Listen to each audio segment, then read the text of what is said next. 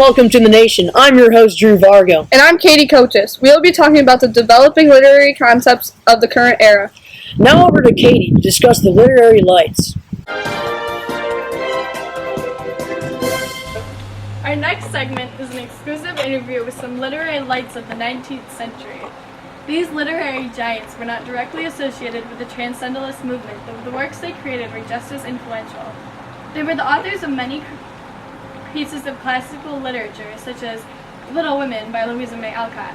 Many of them, such as John Greenleaf Whittier, used their works to speak out against injustice and war. Today we are joined by two of these literary lights, Emily Dickinson and Professor Henry Wadsworth Longfellow.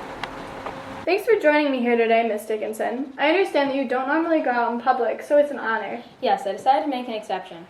Can you share with me how you've created your own world through your poetry?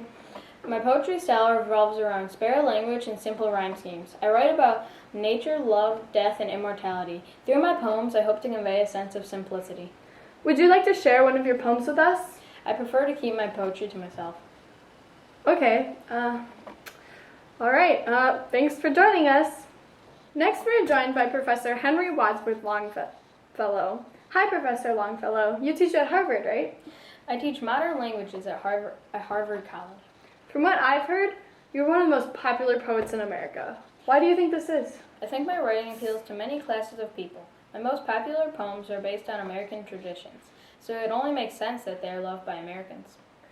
I personally love your poems, Evangeline and The Song of Hiawatha. You're not only popular in America, though, right?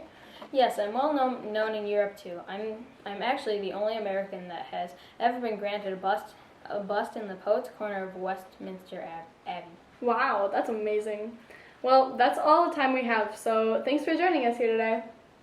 Thanks, Katie. Our next story is about Transcendentalism, a philosophical movement that is sweeping through the nation. Writers across New England, including Henry David Thoreau, are embracing the idea of abandoning the belief that physical things are more important than abstract ideas. I had a chance to interview Henry Thoreau, and let's just say he's not a fan of rationalism. So, Mr. Thoreau, your essay, Civil Disobedience, is a very interesting piece of literature. Would you like to elaborate about it? Sure. Civil Disobedience is my latest work, and it focuses on the political world of the United States.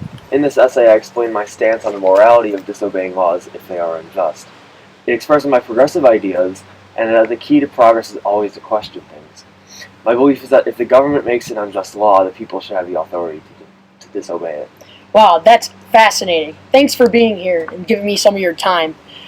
Make sure to go out and read Henry David Thoreau's newest essay, Civil Disobedience, at your local news outlet. Our next story is on the Knickerbocker School of Thought. The Knickerbocker School of Thought helped create a new literary scene in America. Before the War of 1812, America imported and plagiarized from Britain. American writers were too focused on westward expansion to write anything other than political orations, essays, and pamphlets. New York writers wanted to create a literary scene in New York, so they created the Knickerbocker School of Thought. Many men contributed to the making of the school, such as Washington Irving.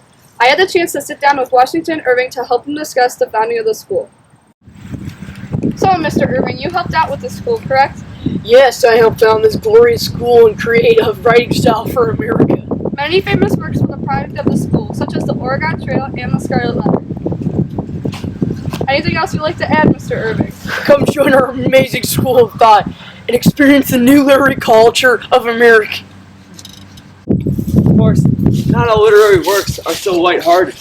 Some writers had the reputation of giving readers quite the shock. One of which of authors we have here for the first time today on The Nation. Ladies and gentlemen, this is the most famous of dark story authors, the Mr. Edgar Allan Poe.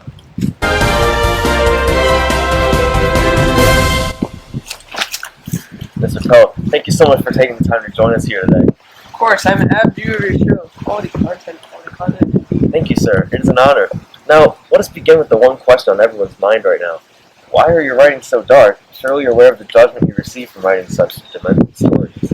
Yes, I'm very aware, but the reason for this twisted themes with my pieces has a lot to do with my life. My mother unfortunately passed away, and I was unable to attend the college I wish. And I like to tragically fallen ill, and these instances have affected the way I write my pieces. I'm very sorry to hear about that. But it can't be all bad, right? I mean, your work has blown up since it became so famous so fast. You don't mind the fame and fortune, of course. No, of course not. I found that in such an age, these brutal pieces of literature sell faster than tea in a British marketplace. Very efficient way of acquiring people. Yes, of course. I'm very sorry, Mr. Poe, but we are unfortunately running short on time. But I appreciate you coming out here today. Everybody stay tuned for more of the latest news here on The Nation. We're back at the studio, but not for long. We're going to take a little field trip. But first, we're going to talk about the Hudson River School. If you take a look around your home or museum, chances are you'll see a large amount of landscape paintings. These can be found in everything from postcards to street murals. This type of style became widely popular after the War of 1812. The War of 1812 caused political disruption that in turn affected art, literature, and science. Hudson River School specifically focuses on art.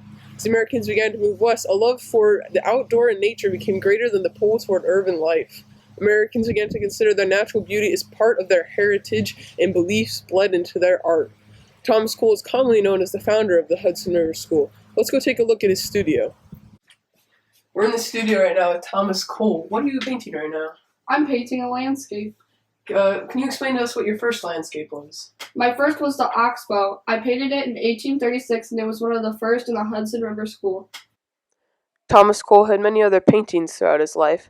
However, Asher Brown Durand was the first to start this style about 10 years before Cole did. The reason Cole got the credit is because of the oxbow. Back to you guys at the studio. Thank you for watching this edition of The Nation. We'll see you back tomorrow. This has been an edition of The Nation.